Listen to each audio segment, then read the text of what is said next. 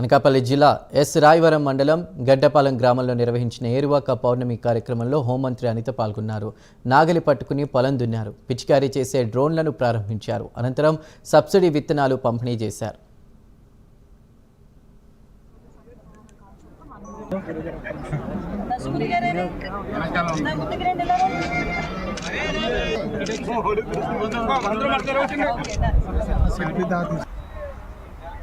చూడదలిచిన రైతు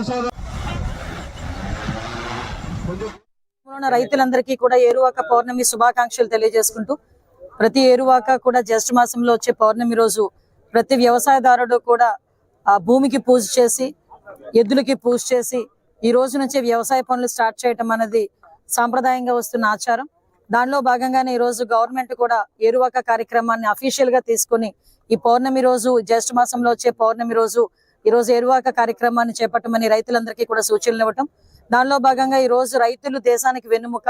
ఎంత టెక్నాలజీ పెరుగుతున్నా కూడా టెక్నాలజీని బేస్ చేసుకుని రైతులు కూడా వ్యవసాయంలోని ఈల్డ్ పెంచుకోవటానికి దానికి అనుగుణంగా ఈ రోజు వ్యవసాయ ఆధునికరణ పరికరాలు కూడా ఈ రోజు రైతులకి సరఫరా చేసే పరిస్థితి కూడా కనిపిస్తా ఉంది.